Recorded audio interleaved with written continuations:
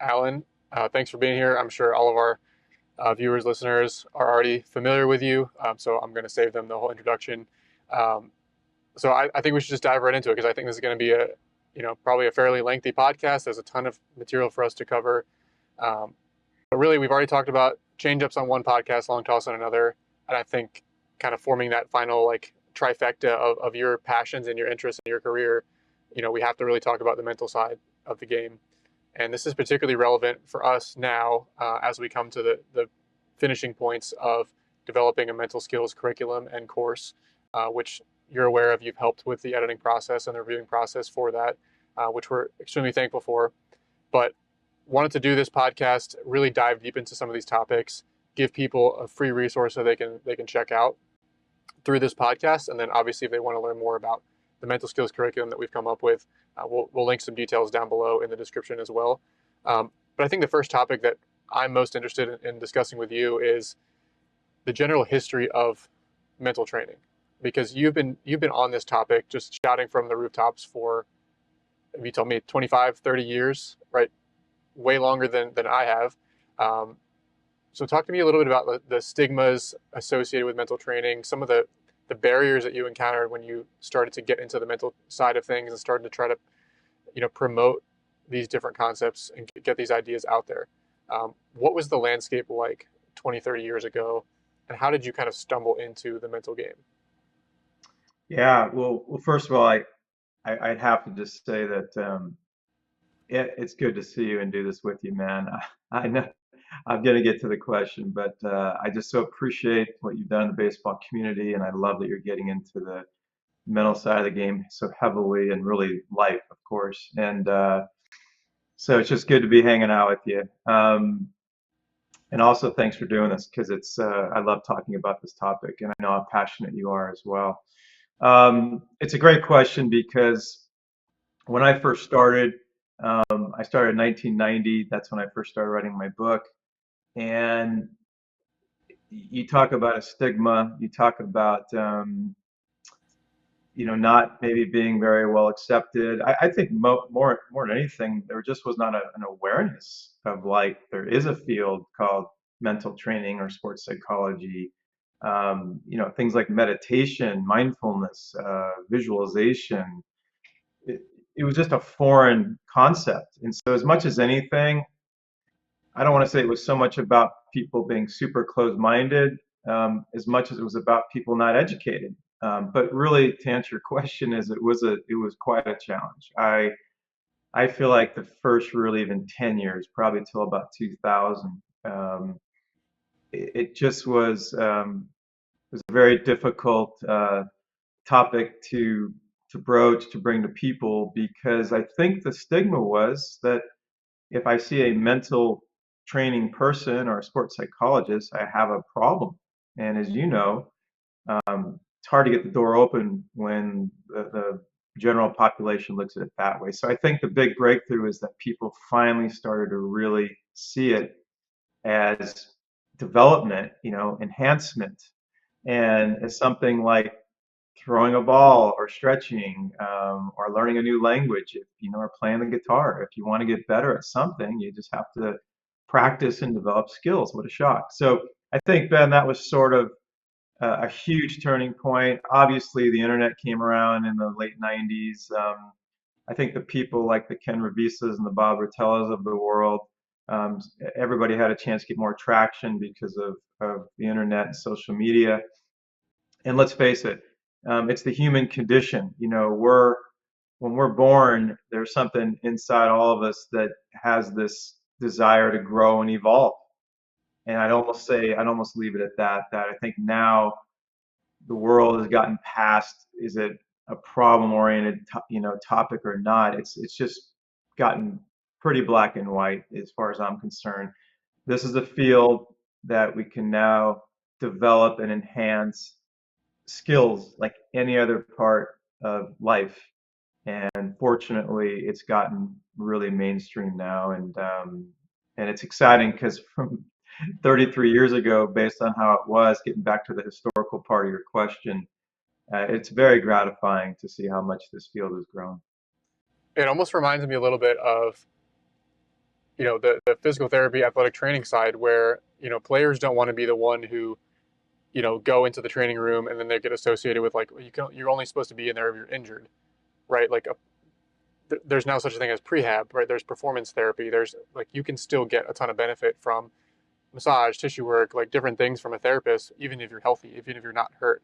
But there still is a stigma associated with that. It's like you only can see the trainer if you're injured, or there must be something wrong with you if you go into the training room, as a healthy player. So I almost see parallels there, where it's like if you're only going to work with a sports psychologist if you have some major problem, there's something wrong with you, you're mentally weak. Um, and maybe there still is a little bit of stigma as far as like the yips and that quote unquote dirty word. But I think generally speaking, what you're talking about is pretty cool to see in terms of it's way more mainstream. Do you think that there was any specific individuals that kind of are responsible for that becoming more mainstream? Like I know Phil Jackson was really, really big into, the mindfulness side of things in the basketball world. Um, why do you think it got so mainstream, from over the past 30 years? Was it just like specific individuals like Phil Jackson that brought it to the mainstream, or do you think people just like slowly woke up to the fact that hey, this stuff actually really works and is really performance enhancing? Yeah, I think as you know, it's like a lot of things. There's a tipping point. There's a gathering of energy that's happening, whether we realize it or not. And I think part of it is really just evolution. Let's face it, as big as the Bulls were with Phil Jackson, Michael Jordan, et cetera. Um, I think that the Zen angle from Phil Jackson, I think, got a lot of attention. Robert Parrish and Kareem Abdul-Jabbar were well known for doing yoga. I think in the 80s that, started getting that buzz going. Um, I think, like I said earlier, Ken Ravisa, Bob Rotella, I think that they, set a big tone.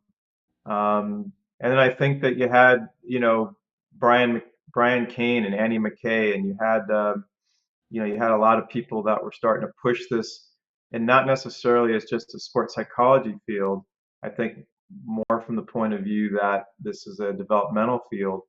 I actually would credit people like Oprah Winfrey, um, Eckhart Tolle, Dr. Andrew Weil, who was the first sort of person on the Oprah show that was really talking about alternative things. So I think it's a groundswell. It's a lot of different people that were out there on the front lines, and I just feel like that something I said earlier. This is about the human condition. It's evolution, and it's almost like I have a saying which is the truth always prevails, and I have another saying which is nature always wins. And what I mean by that is that from an evolutionary point of view, we're just as human beings now, we're starting to figure out that okay, we've added this much more stress in our life compared to 1850, right? When things were a lot simpler. Obviously, technology, internet, social media. So part of the evolutionary path, you could say, is just that we now need more than ever tools and awareness and practices to start to combat a lot of the stuff that's going on. And then also there's the other side of it that we're just yearning. It's like breaking the 4 minute mile, right? Someone then wants to break the 3 minute and 58 second mark. And so it's sort of that piece as well. But I think it's a great question. I just think there's so many factors. But I also think the fact that everybody now is talking about it on the internet, it's just become, fortunately, I think, just very mainstream. I think what's interesting for me and part of why we felt like there was a need to actually create this course is that the idea of mental training is now mainstream. But if you actually look at how many athletes, at least in the baseball world, are actually practicing the mental game on a daily basis, I mean, we did a poll on Twitter and it was less than half that spent any amount of time on a daily basis, even in season, on the mental game. So it's like this general awareness of like, oh yeah, like that's something I should be doing. Like I should be eating my vitamins, I should be eating my veggies, I should be doing the mental game. But then when you actually see like how many people are doing it, there's this huge gap between the two. And so our goal was to try to figure out like how do we kind of bridge that gap to make this really easily accessible. Like all the stuff that took me 5, 10 years of trying to figure this out through my own college and pro career that you've spent 20, 30 years kind of accumulating. how can we present this in 2, 3 hours of time, and then how can we make this maximally accessible so that somebody will actually have the time to sit down and do it, right? Because any amount of practice is better than no practice, right? 5 minutes a day is better than 0 minutes a day. 15 minutes is better than 0 minutes a day. So I'm sure you have your opinions on like what is optimal, right? But like with this course in particular, it was more like how do we even just get people started? How do we even just get their foot in the door and give them something they can just like latch onto, so they at least have some sort of daily practice, right? Like we talk about, and you've mentioned this before. There's really like two sides to the mental game. There's the actual kind of like theory and process and strategy side. There's understanding all the different pieces and kind of how it fits together, the knowledge side. And then there's the training or the practice. What are you actually doing about it on a daily or weekly basis to actually get better? And so I think a lot of players have been stuck in like they've been exposed here and there to like the theory and some of the knowledge and like routines and arousal, and like they've heard some of these terms, they just aren't doing it. So maybe you could speak to that. Like, why do you think there is such a gap between those two things now? Because the stigma is not really there as much. It's generally accepted as a tool. People know that Olympians do it. People know that big leaguers have some sort of mental practice, and then they just still are not implementing it. Is that to blame the coaches? Is that to blame the players? Like, what is that gap? Why does that gap exist? Yeah, I think it still goes back to this idea of it being kind of intangible. We both know if you put someone on an arm care program or start getting them on a good long toss program, in pretty short order, we're going to see some really good gains, not just velocity, but, arm health, conditioning, endurance, recovery, all that good stuff.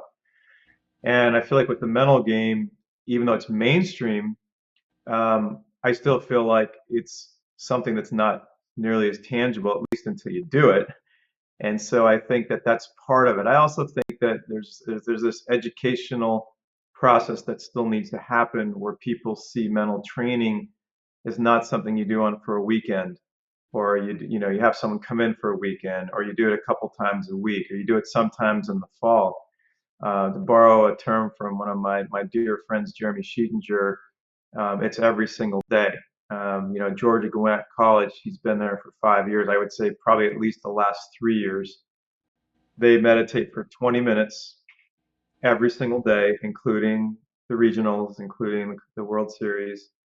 Um, and I feel like to go really to the heart of your question, Ben, I would just say this, that it just starts from this idea that this is a daily practice, no different than ground balls and fly balls and throwing and hitting.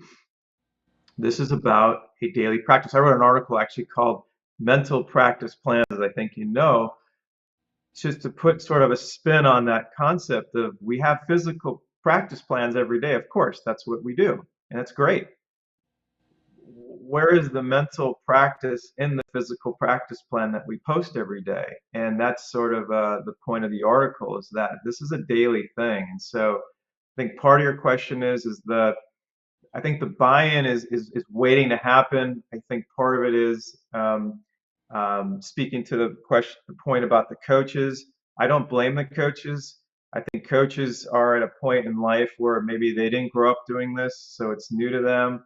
Or if it's not as new to them, maybe they're not as comfortable like Jeremy would be to, implement this every day. And I would just say that I think as more coaches start to just look at things that you've done, like with what you're doing with your program, with what we've put out there, with what's out there in the world in the mental training field, and they realize that, hey, if I just learn a little A, B, and C about how to kind of lay the players down and get them into their breathing and get them into their body and teach them how to get quieter and just some basic stuff without feeling like they have to be a sports psychologist or a meditation teacher. I think that would go a long way. And in fact, I'll say one last thing and then we'll move on. Speaking of Jeremy, we did a 2 hour and 48-minute podcast, which I know is hysterical nowadays when people want, 15-second sound bites and, you know, five Right, minute right. things. But we did it sort of like in the same vein you and I are doing this. We just wanted to get as much what we hope was good content out there, including a guided meditation during the podcast.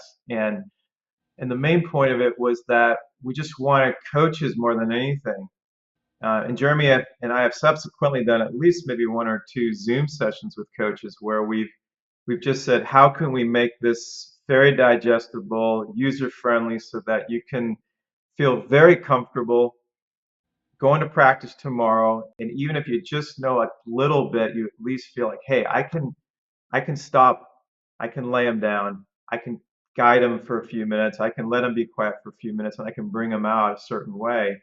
And so I think to your question, it was very important you created you use that angle of that. We have to help the coaches feel empowered and know that, hey, don't worry about doing this perfectly. Just do, even if you for 5 minutes just told your players count your breath from, inhale one, exhale two, inhale three, exhale four. Just count your breath to 50. Like, as just have your players do that. That's already way ahead of the game. But the point is to have consistently daily. So it starts with the coaches. It starts with them understanding, like, hey, this matters. Hey, my players need to at least have some sort of practice.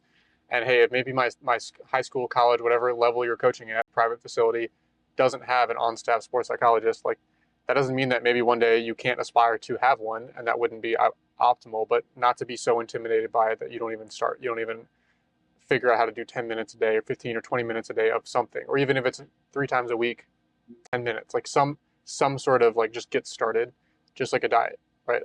Nutrition, with anything, lifting, the most important step is just like getting started doing something. And I do think, myself included, I think it can be intimidating at times when you're just trying to figure out, like, how do I get started with this? There's so much information, there's a ton of different types of meditation.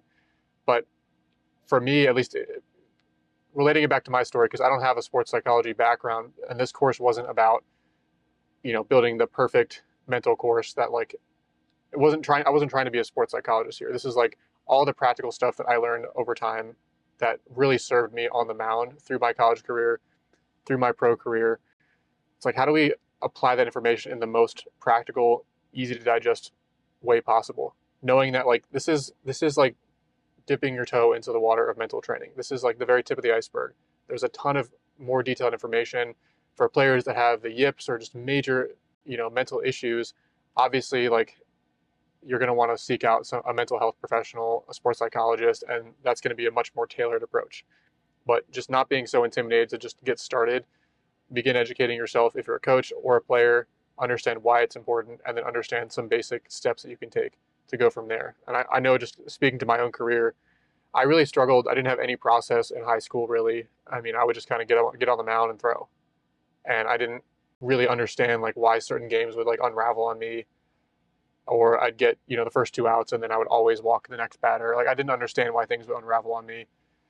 And I get to college, I'm still kind of a mess mechanically, but luckily I had a coach who understood the mental game, and he made a point of it that very first fall to go through some of Ken Reviz's material. We read Heads Up Baseball. We did all the worksheets. We started doing some level of meditations. We started practicing some dry work 5 minutes a day during batting practice, where we could work on our routines. And just that process, like, I was searching so much at that time that, my mechanics were changing. I mean, we were adding a different leg lift every other week. I mean, I was changing my arm slot. I was trying to throw, like, this or that MLB pitcher every other week, and I was really searching. But that gave me something that I could really latch onto, that I was like, I can fully control this. Like, if I buy into this, like, I can fully control my routine. I can practice that. I can control my breathing. And I was probably like a guy throwing 40% strikes in bullpens, like, not good, but I could find a way to go in an inter squad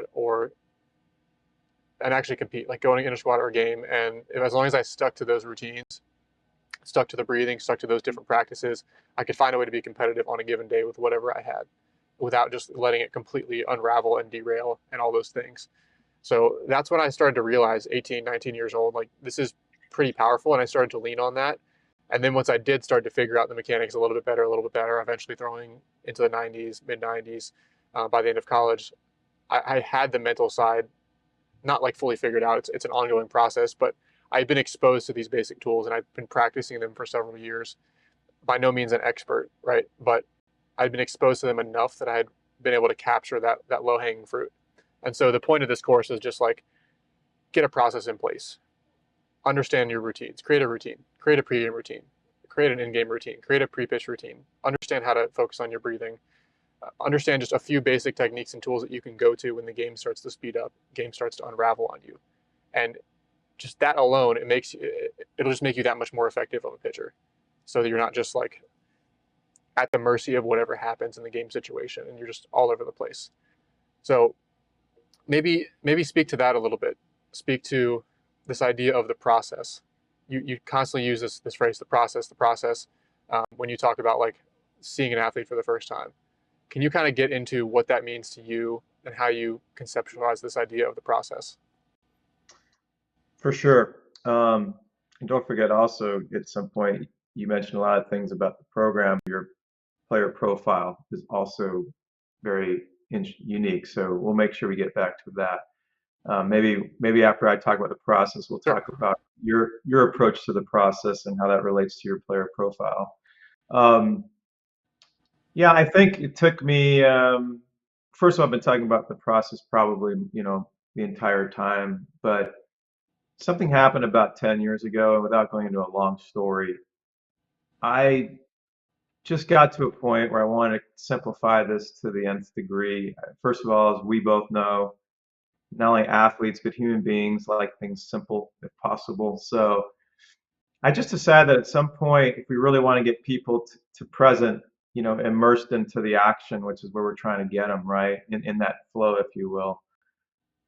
How can we keep it so simple in the mind that it's just maybe one or two, bullet points, or better word for it would be, anchors. Also, I like to call it just maybe even a direction, right? Just giving yourself a direction or two. And so I started having players just tell me one, two, three things. Usually with players, it turned out to be about three was a sweet spot.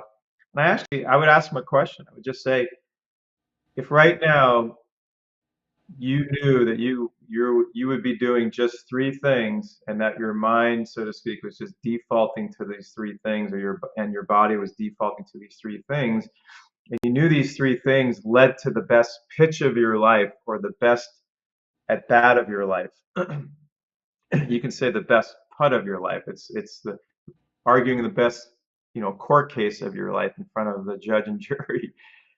What would those three things be? And what I was astonished is when I first started doing this is how quickly the athletes could figure it out, because they would just relate to experiences when they were pretty much, in the zone and flowing. And sometimes, I'd need to help them out a little bit, and it might take a week or two or three to sort of troubleshoot it. But just to give you a quick example, I would say to them, like for me right now, after everything I've done in my life, I did pitch till I was 45. I have a lot of hands-on experience doing, working on this. But I'd say now I just know to take a breath because of all of the values of my breathing, the fact that my breath is a huge part of my meditation practice, which has been going on for 35 or more years. So the breath is obviously big. Breath, by the way, is always in the present moment, so it's a good reminder to be here. I'm a big focal point guy. I love having focal points. I just feel like that's pulling that intention where I want to go.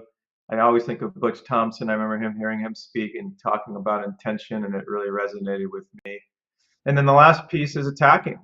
For me, I feel like whatever sport I'm doing, sometimes yes, it's more feel touch, like with basketball, but yeah, I just feel like there's a sense of, without being, over anxious or over efforting it, I just want to be loose, relaxed, and explosive. And those are my bingos: breathe, basically focal point, attack. And so as I was talking to players more about this, the first word I was getting from them, or that seemed to be the general idea, was relief. They're like, wow. They're like, yeah, when I just think about whatever theirs was, but we'll just say breathe, focal point, attack, they're like, yeah, there's nothing else to think about. Like, it doesn't even matter what country I'm in. It doesn't matter what level I'm at. It doesn't matter who I'm playing against, because those three things lead to a word I love, which is called intrinsic value, right? It's intrinsic. It makes you feel good whether you're playing in the World Series or you're playing in the backyard with a buddy. It makes you feel good to execute your plan as well as possible, right? That's the ultimate prize, if you will, or that's the ultimate really feeling. So long story short is, it just started working well with athletes. I started finding that it was such a cut to the chase moment. And the other reason I love the process is that when you have a process, you're picking three, what I call, as you know, we've talked about this, constants. And the other reason I love this metaphor is that once the athlete knows they have these three constants, and of course this applies to people in life, they realize that everything else is a variable. And so I always ask the question, do you want to try to control 4 million interchangeable variables every single day? Or three constants that you, not me, you've already agreed to are the keys to you making the best pitch of your life right now, forever, by the way. It's not just right now. It's right now knowing that this is the best pitch really forever, unless you want to tweak your process. So anyway, that's where all of the ideas of game management and strategies, not that you still can't use tons of strategies and motivate people and inspire people. And I'm not saying there aren't a lot of, different ways to navigate the game management and the life management, but I'm just saying that I have found after 33 years that this sort of process and cutting to the chase was the most direct hit, the cleanest, the clearest, the most relaxing, and as I used the word earlier, it was such a relief to the athletes to look at it that way. And it's interesting that you say that because just having interviewed and worked with a number of top big league pitchers, like almost all of them echo the exact same thing, where they want their game plan on the mound to be as automatic as possible, minimize the thinking, and just have already kind of know going into the game plan like what they have to do. Or they already know they're going to throw attack righties this way, they're going to attack lefties this way.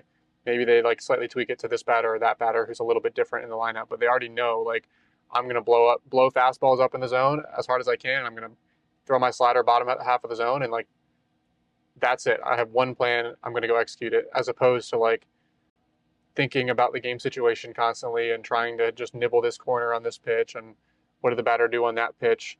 And it seems like there's some pitchers that certainly can think their way to success. There's some that seem to be very cerebral on the mound and find a way to have success.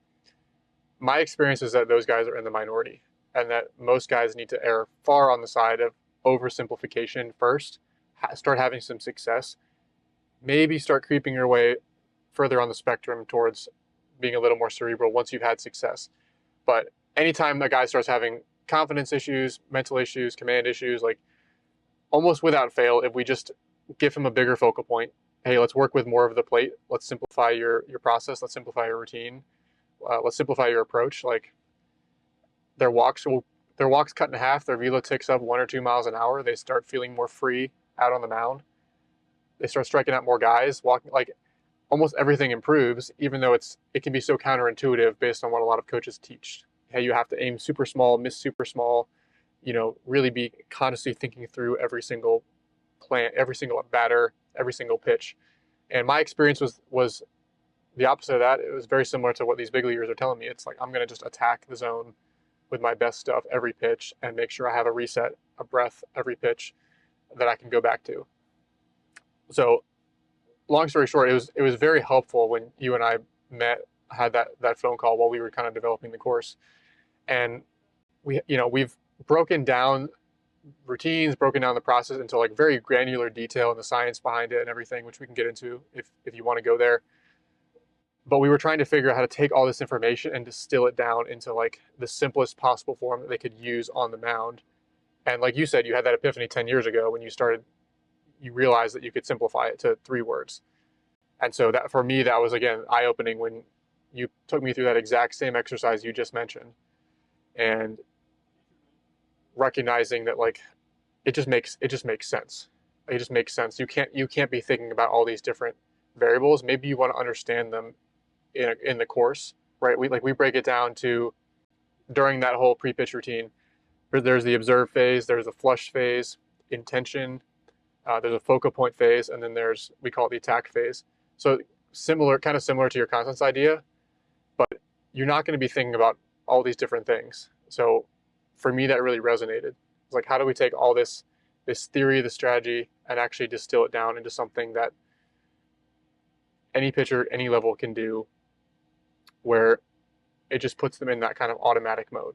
There's not like the conscious processing mode. It's automatic, it's free, and it's just like allowing your body to do what it was trained to do. Yeah, you can add to that, Ben, that really at the end of the day, 'cause I like what you used the word automatic earlier. Um, I've always just believed that the zone, so to speak, that state everybody wants to be in, really it's how you want to be in life. I call it really living in a meditation, if you will. But all my experiences, both playing sports myself, working with athletes for 33 years, it just seems like, or listening to the best of the best. Like if I Tom Brady's doing an interview or Nick Saban or someone, Bill Belichick, Phil Jack, whoever, Michael Jordan, it's like Tiger Woods, like, hey, I'm curious, I'm interested, and I know you are that way too. So or books I've read on Zen, spirituality, it just feels like all, what's the saying? All roads lead to Rome or out of Rome. I can't remember, but it's like that feeling of we're ultimately trying to get quiet. We're ultimately, I'm going to borrow a word you used just now too. We're ultimately trying to be free. Because when we're quiet and free, then we're instinctive. Then, as you said, all the hard work, all the information we put in, we just want that to release now freely. We just want our instincts to take over. And I feel like that's why we keep using this word simple. The three pieces to the process, your 5-step plan, I think it was, to your process. The idea is the same. What we're trying to do is free up the athlete to have a few anchors, but ultimately just say, hey, let's get quiet and free and let's go. And I feel like if someone can really grasp that piece about performance, which is you don't want to think about your performing anymore. You want to think about the fact that you're just immersed in your process. And to borrow a term that someone I just spoke with yesterday, it's so cute. He was on the Oregon State national championship team that I did some work with, and now he's full circle. He's been doing private work for a couple of years. And well, guess what? He's like 25 and he's got the player performance position at Oregon State. He just got it this last week and he's going to be doing mental performance with the players at like 25. And so we were talking about the same concept, and he mentioned it's about becoming the process, which is something I just believe so heavily in. You have to know your process, but then you have to just become it.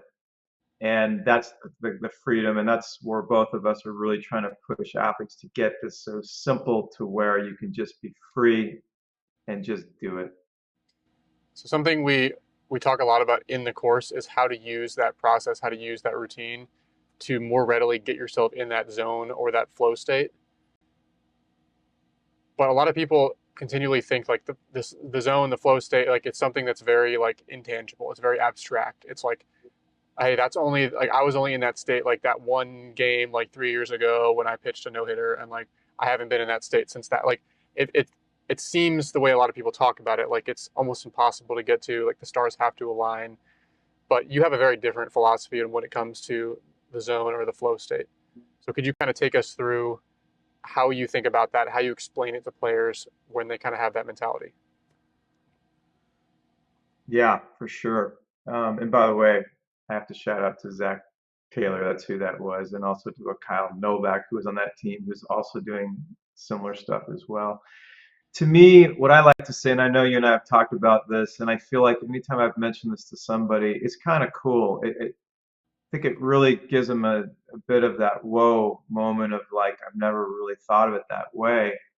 Um, it just hit me maybe from years and years of meditating, maybe from years and years of just playing sports while I was still teaching this. Um, but I like to phrase it this way. It's kind of a Zen idea. There's a great saying that, I don't want to get into that because I don't know if I'm going to say it correctly. I'll say the saying that I've extrapolated from it, which is basically the zone is always happening. It's just a question of whether or not you've left it. And leaving it really means that you've gone into some thoughts or some distractions or the future or the past or drama. And so I like to give people good news up front and say, look, don't think about something that you have to go get to or you have to go find. It's already there. It's like we're born in the state. You know, if you look at a newborn, is the newborn thinking about the future or the past? No, they're just they're in the zone, right? If they're hungry, they're going to let you know. They need to go to the bathroom, they're going to let you know. Or they're going to do what they do. So if you start from that premise, as you know, Ben, 'cause I know we've talked about this, it takes another, like it almost takes a load off you, and you're like, oh, okay, so I just need to be quieter.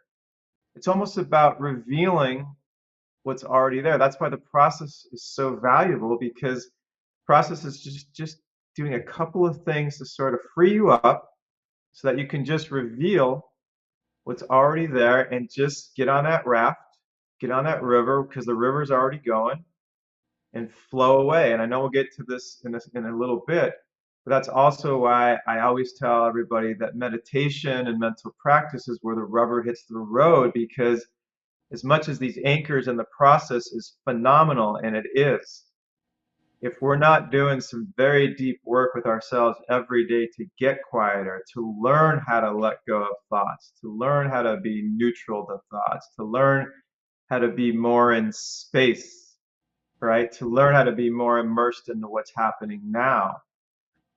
You know, it's still great to have the process and that can do it, but the practice, as we talked about earlier, practicing anything in life to get better at those skills. Um, Now I can bring in the Zen line, which is there's a Zen line which is enlightenment is like an accident. The more you meditate, the more accident prone you become. And it's not a guilt thing. It's not like you should or have to, because I believe that meditating or the meditation, like the zone, so to speak, is always happening.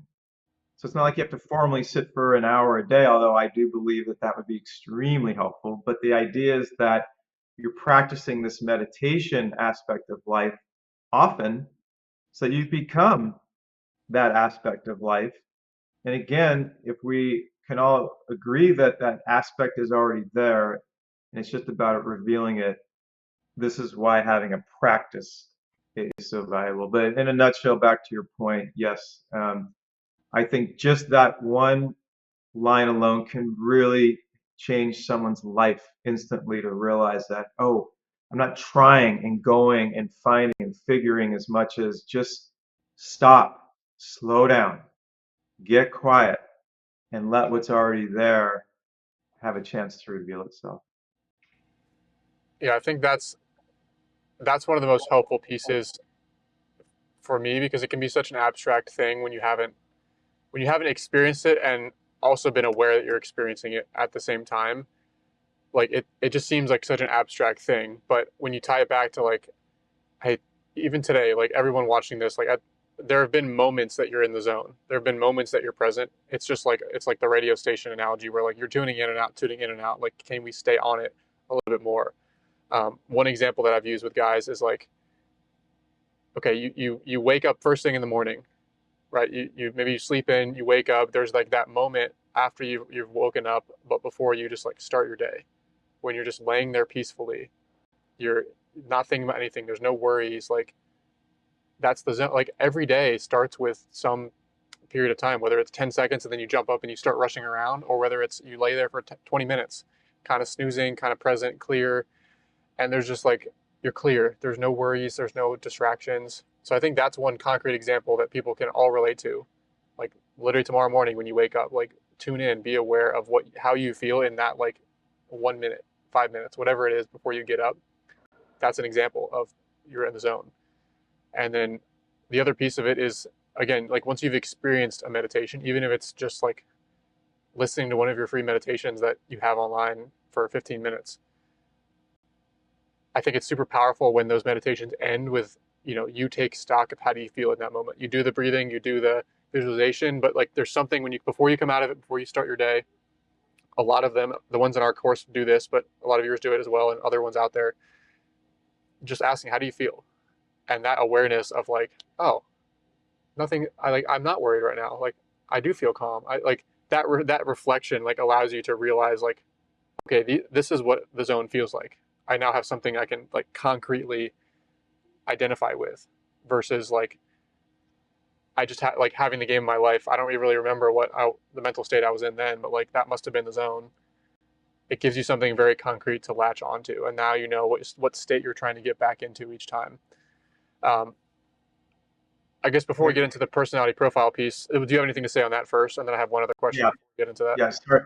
Yeah. Sorry to cut you off because I definitely want to get to the personality profile. Um, it's so cool you said that, Ben. I have done countless guided meditations with players and teams and whatever over the years, and Zooms now. And I'm so glad you brought this up. It's 100% I do this. Whenever the meditation is over, I ask everybody after I bring them out, and then I know everybody's back. I have them close their eyes and take 60 seconds. And I say to them, if it's players, I'll say something like, think about where you were half an hour ago versus now, or whatever the time was. And think about how you would have performed in a game 30 minutes ago versus now. Or I'll just do a more generic statement like you just said. How do you feel now versus 30 minutes ago? That's probably more of a common one I would use. And I'm just telling you, this is going to sound very salesy and all that to anybody listening, but I'm going to use a word profound. The feedback consistently for 33 years is so profound at how people feel, whether it's quieter, calmer, more relaxed, more present, as you said, excuse me, less stressed, less worried. Um, they'll talk about the grass looks so much greener than 30 minutes ago. And one of the characteristics of being in the zone is heightened senses. So that makes a lot of sense that, um, I'll have people say something you just said, I was sort of stressed or anxious or worried about a test later, whatever. I have no idea about any of that. And I had one man I'll never forget that I did a meditation group with, and he came up afterward to me. He was 58 years old at the time. And I used the word permission as part of the meditation. He says, the first time in my life I've given myself permission to stop. That was at a Pitchapalooza deal with Lance Wheeler's deal, which was awesome. So and the only thing I wanted to add to something you said earlier is that the zone you mentioned, you made a great point about when you wake up, there's space there, there's something happening, and you're doing it, and just know that that's a really important thing to be aware of. But here's another thing: anytime you're lost in a good song, anytime you're lost in a good movie, anytime you're lost in a good dance, really anytime you're lost, doing anything in life, you're at the beach and before you know it, an hour went by, you're you're experiencing what's already there, that zone flow state. It's the same. It's the immersion in a song, the immersion in a movie is the same. And so, as you said, which was really important, we actually are realizing this all the time, whether we are aware of it or not. And these are more reasons why that hopefully give people, I guess, insight into how the zone is always there. Because as you said, there's experiences happening all the time. We just may not be aware of it. How much of it in your mind is actually about giving up control, right? Like Hmm. it's how much of it is about like I'm going to try to will myself into finding the zone versus like I'm just going to kind of remove myself like out of my body and just like experience the movie, experience the song, experience what it's the senses. Um, talk about this idea of like giving up control because pitchers typically think about like I need to control the tempo, I need to control my body, I need to control the strike zone, like I need to have control of everything. But then there's this like flip side of it of like if I just go out there and stick to my process, then like whatever happens happens. I'm going to go out there, I'm going to compete my ass off every pitch. I'm going to stick to my breathing, my focal point, attacking to that focal point. Once I get to that clear checkpoint, like whatever your process is, I'm going to stick to that, and then like removing yourself, whatever happens happens. How do you weigh those two things of like this urge to control everything versus like removing yourself and relinquishing that control? Hmm, what a great question. I, it's a cool question. What you're sort of really doing is you're using the control of the process, which is very simple and minimal. So at least it's not a ton of, a lot of stuff going on, future, past drama. You're just controlling three very simple things that you feel like are leading you to excel. But at the end of the day, what you're doing is you're using a little bit of control to relinquish all control. And another way of saying this is that ultimately, in Zen, I think in the martial arts, you'll hear this a lot. There's this concept of called efforting, of trying.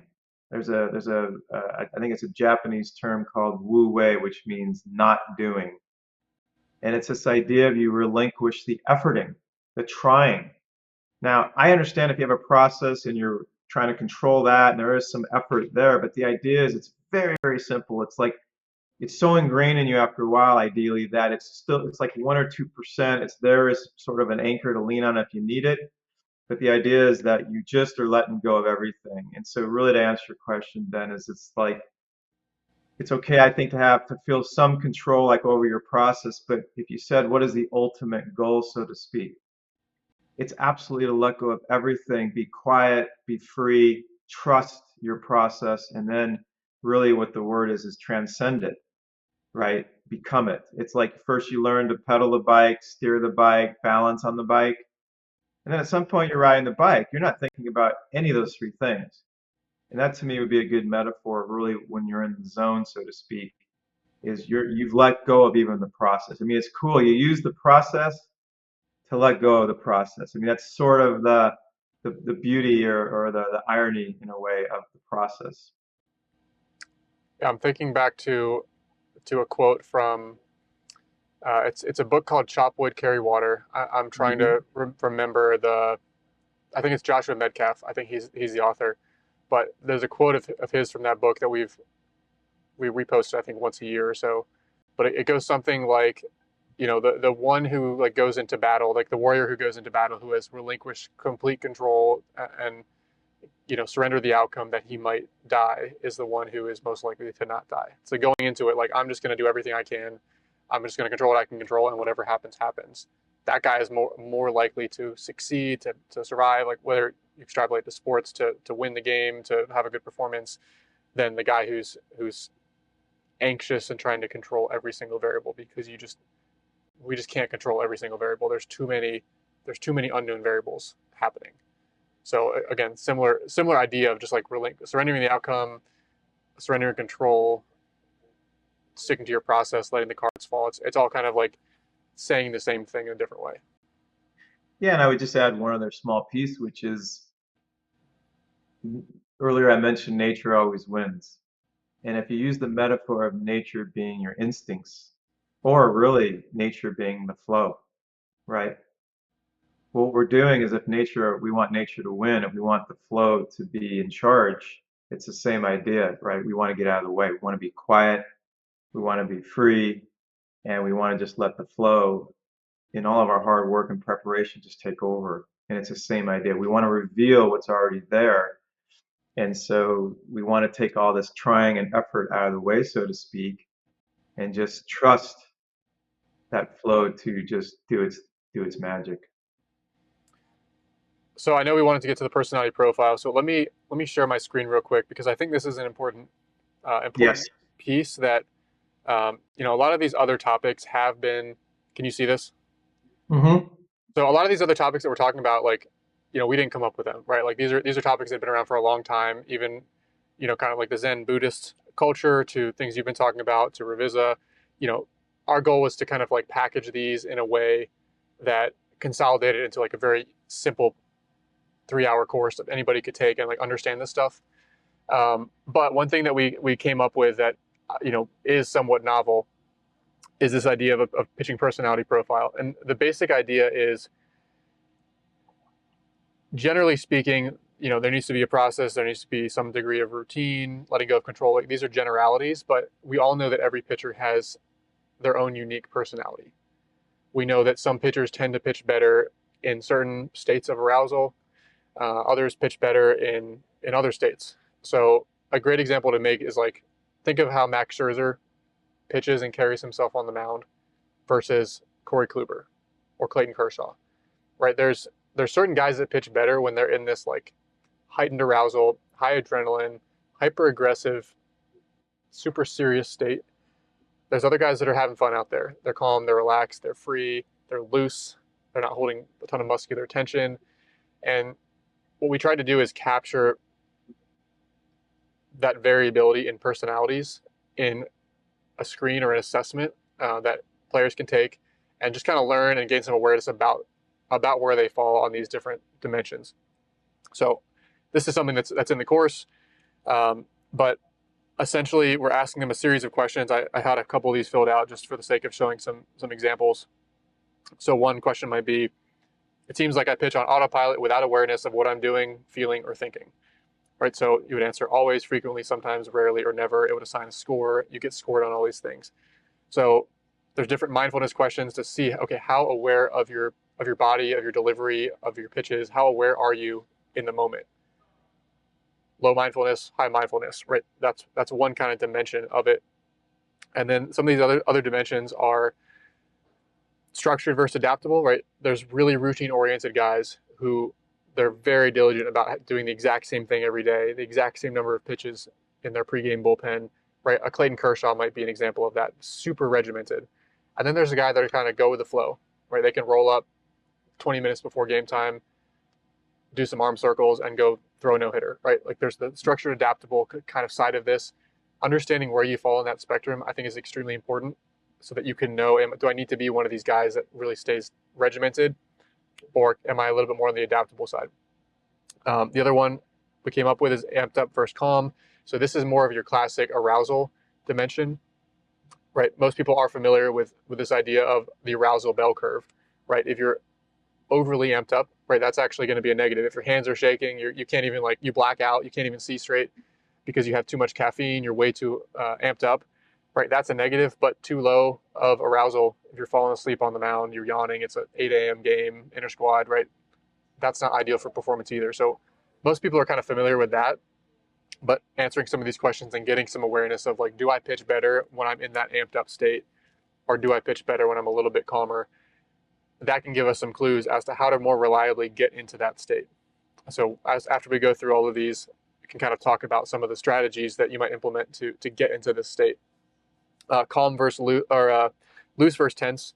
So more like talking about muscular tension, do I pitch better with a little bit of preset tension, like presetting my back leg hinge, maybe a little bit more kind of brute forcing the ball. Some pitchers actually pitch better that way, believe it or not, or more loose, super relaxed, loose, like Jacob deGrom type patterns where you're just flowing. There's not a ton of actual effort to deliver the ball. So figuring out where do you fit on that spectrum.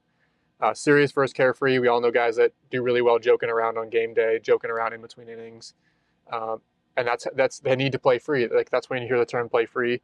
But then we all know guys. I'm on this side of the spectrum, the serious side, where on game day, it's a different personality. I'm not joking around an hour before game time. I'm locked in the bullpen, serious. Don't talk to me in between innings. That is very much my personality. I'm sure Max Scherzer is the same way. A number of our big leaguers are very much like the serious personality type on game days. And so they've figured that out over time. But that's an important dimension to recognize, because if you are a guy who needs to be more carefree and you finding yourself making the situation bigger than it has to be, you find yourself taking yourself too seriously, then, an obvious strategy is build in some more of that time to joke around with your teammates pregame, figuring out how to modify some of these routines to get yourself into that consistent state. And then the aggressive versus relaxed. So, generally speaking, what is my game plan up there? Am I trying to just blow off hitters' doors, blow off their doors with every pitch? Am I trying to more paint corners, trying to be more of a, Kyle Hendricks type pitcher, or more of a Pete Fairbanks type pitcher where, you're just trying to blow it by him? So these are the different dimensions that we came up with. But the idea was, look, there's no right or wrong answer here. The idea is to generally have some awareness of where you fall in each of these dimensions, and then give everybody specific tools that they can play with, experiment, implement to try to get themselves into that state every time. So again, if you're more like the Max Scherzer type, you got to be super amped up, super serious, super aggressive, and you find yourself, I just feel kind of blah today. I feel beat up. I don't feel like I have that edge. Great. What are some options? Well, caffeine, that's a potent stimulant that can definitely help get you more amped up. Self-talk, powerful tool, especially aggressive self-talk. There's some different breathing techniques to increase adrenaline. Pre-game, right? Probably more aggressive pre-game music or music in the bullpen an inning or two before you might have to go in the game. Uh, Alter ego is a great tool that we go through in depth in the course. Think about like I mean, Max Scherzer, one of his alter ego is Mad Max. But in basketball, Kobe Bryant, his was the Black Mamba, right? There's powerful ways that you can actually like trick your psyche through creating these alter egos and kind of alternate personas. So again, just some examples that we kind of go through where, again, depending on which dimension we're talking about, different ways to get into those states. So again, we give a ton of ideas here, but the general gist of it is making sure that you know what state you need to be in to pitch at your best, and then having awareness of like, oh, on this given day, like I'm a little bit like too serious right now. I'm a little bit too tense right now. Okay, cool. Here's a tool or two that I can use once I identify that. So that's the general idea. I think it's relatively novel. Like we haven't seen anything like that out there. Um, and so I think that's going to be very helpful for a lot of guys. And again, we made this course as just like an add-on for our athletes. Like this was just like, hey, our athletes really need to have something to bridge the gap between what they're already doing, velocity development, arsenal development. Like we're helping them get nasty arsenals in bullpens, right? But certain guys were having trouble transferring that to the game. It's like, how do you actually use that arsenal in a game situation to get hitters out? How do you not crumble when you let off a leadoff home run? Like how do you stay focused and actually maximally utilize the arsenal that you've created? And so that's why we created it. It's just like an add-on for our guys that we're already training. But we realized like, okay, we spent all this time making it for our athletes. Like we're gonna release it to everybody else too, to the public. So we're pretty proud about that piece because I think it captures like a dimension of it that hasn't been talked about, but it's still super important to see the individuality out there. Everybody does have that different personality, and I think we can lean into that as opposed to trying to make everybody like the same exact clone of each other on the mound. Yeah, and I'll just add in the fact that it's really brilliant because what you're doing, as you know, is you're bringing awareness. Awareness to me is, I might use the word awareness other than maybe breathing or meditation more than any other word in my vocabulary. Bringing awareness to each individual athlete that as you, I mean, it's why you did it. You know, how do they tick? What are their strengths? What are their weaknesses? You know, if you don't know what you don't know, as you know, where do you start? And I think the beauty of the profile, the way you're doing this, is that you're giving them a baseline, and also you're bringing awareness not only to their strengths and weaknesses, but you're bringing awareness to things that they may not have even just ever thought about. So I think it's cool that you not only dove into the process, and of course, to me, the main piece with the meditation and all that, but you brought in a very unique angle. And I'll say one quick other thing about it. I used to do one private mental training consulting. And what I used to do is my book has 8 chapters in it. I used to do 2 chapters a week. So it was a 4-week course, just like you put together a 28-day course. Very similar in that the first thing I used to do with them, and I don't know why I don't do this anymore because you've just inspired me to start thinking about this again. But I used to, and again, I just sort of I was winging it, to be honest with you. But I picked what I thought were about 14 of the most important characteristics. You know, like relaxation, you know, confidence, and then I did some of the other ones, like you know, tense, stress, anxiety. But the point is, I put 14 words down, and then I had them rank 0 to 100 or 1 to 10. Um, and I told them to be brutally honest. And again, a lot of this sounds could be a little subjective and anecdotal, but it worked. I said, be brutally honest because we're going to test this in a month when we're done with the course.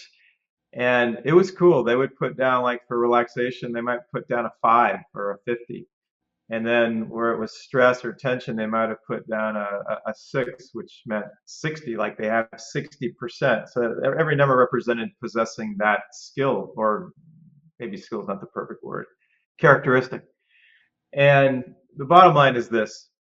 Again, it blew my mind. First of all, it brought awareness to them. I mean, believe me, I had players writing numbers down that until they wrote those numbers down, they probably never thought of that they were only a 50 in confidence. Like they probably never thought about that. They probably assumed they're 100. And by the way, I did it for on the field and off the field.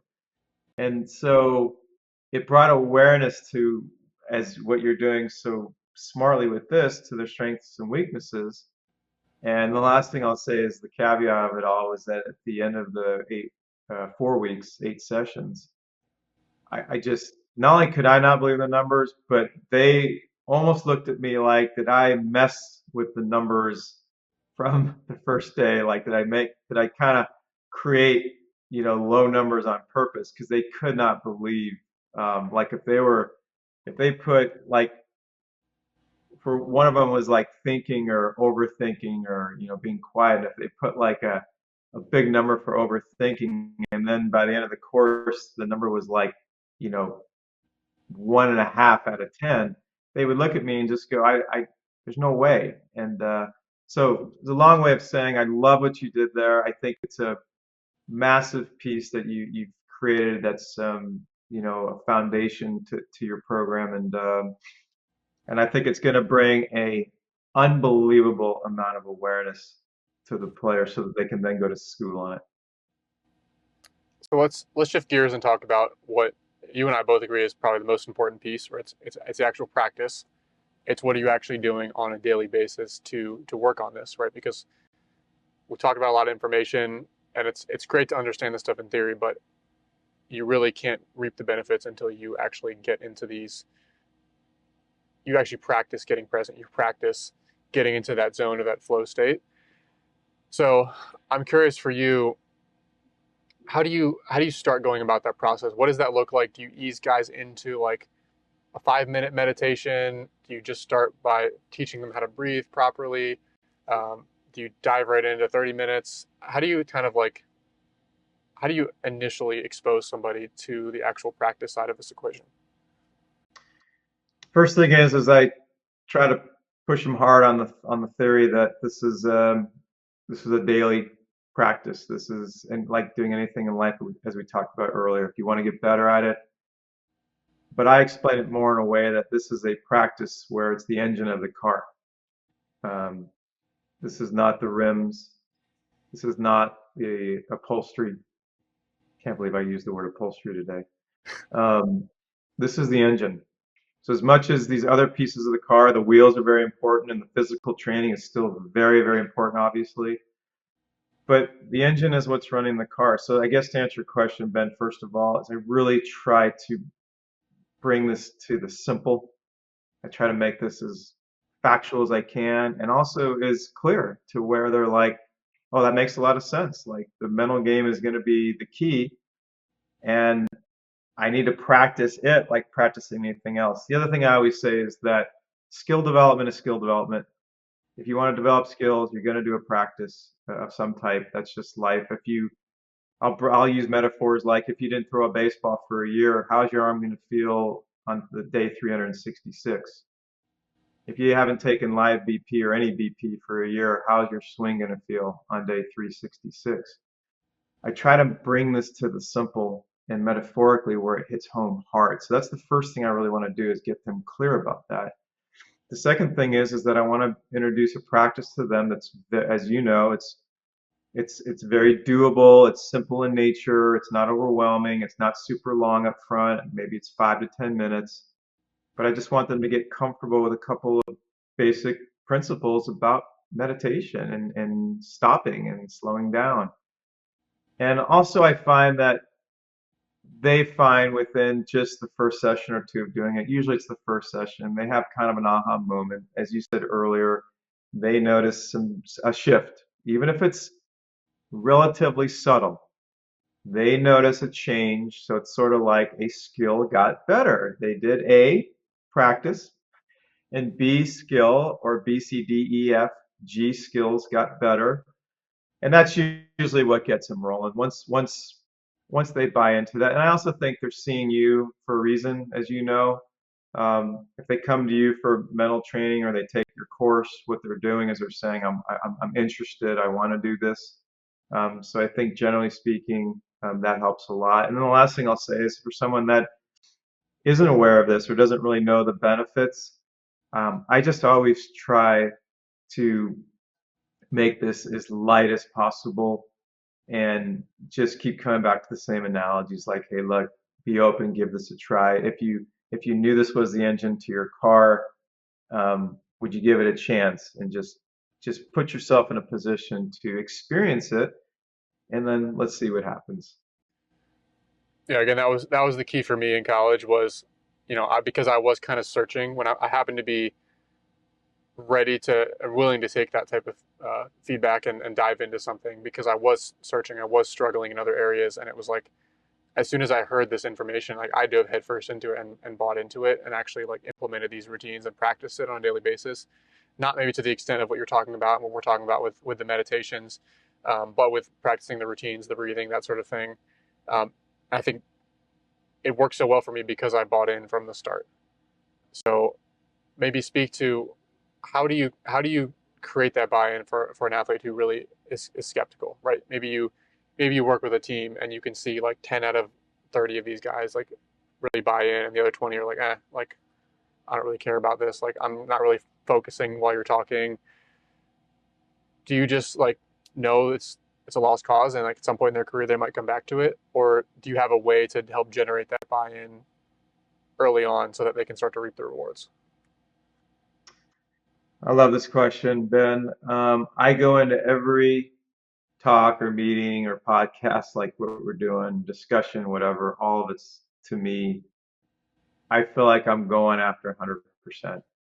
Um, I don't care if it's unreal. If people might think it's unrealistic, people might think it's over optimistic. I'm going to use a word I've been using a lot lately. Our world is starving for this, the mental practice, all of it, but the mental practice especially, whether they realize it or not. The world is starving. We are all dealing with so much more technology, stressors, the speed of life. It's just a given. The stimulation that's going on in our world, it's almost like the nervous system is getting used to this new rhythm where it's like fight or flight, right? Like it's getting stimulated a lot. And so I guess when I go into these discussions, even if there's people that have their arms crossed and don't look that interested, I'm determined on a certain level. I'm determined, period, to without sounding like I'm shoving it down their throat. I'm just trying to invite. It's more of an inviting in an informative kind of way. But here's the other thing: the more you do this, and the more you have your own meditation practice, I have found that there's an energy to how you say it. You're not just picking up a book and saying, "Hey, meditate for this reason." Um, you've practiced it. I've practiced it. We talked about Zach Taylor a moment ago, or Kyle Novak, or Tyler Graham at Michigan, or Jeremy Sheetinger. They've lived this. It's a way of life. And so I feel like when you speak to someone that's not necessarily buying in, I guess really the real point of your question is that I try to appeal to the deepest part of them from the point of view that this is a life-changing experience. This is a life-changing practice. And I try to keep it simple and real. This is why it's a life-changing experience. And I'll use one other metaphor and we can move on, which is I will ask them what percentage of the game do they believe is mental? And if they're in high school, they might say 75, 80%. But we both know that if they're in college, they're going to say 80 to 90. And we know for sure if they're in the minor leagues, they're going to say 95% or more. And we know if they're in the big leagues, we already know they're going to say 99.9. So I kind of meet them where they're at. I'm like, okay, so you at least agree. I didn't tell you to say that. You agree it's, let's say, 90% mental or more. And then I have a follow-up question, which is, what percentage of the time, from a practical point of view, like ground balls and fly balls and running and hitting and lifting and stretching, and what percentage of the time, how many hours a week are you spending on the practice? Not talking about it, on the practice.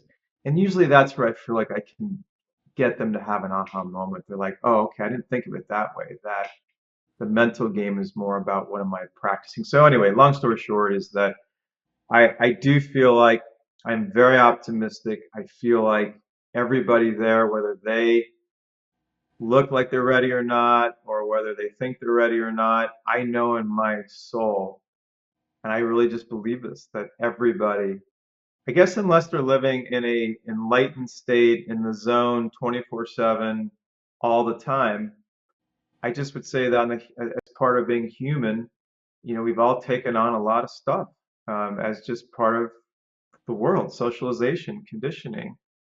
And I just feel like we're all borderline desperate, but I'll use the word starving. It sounds a little lighter.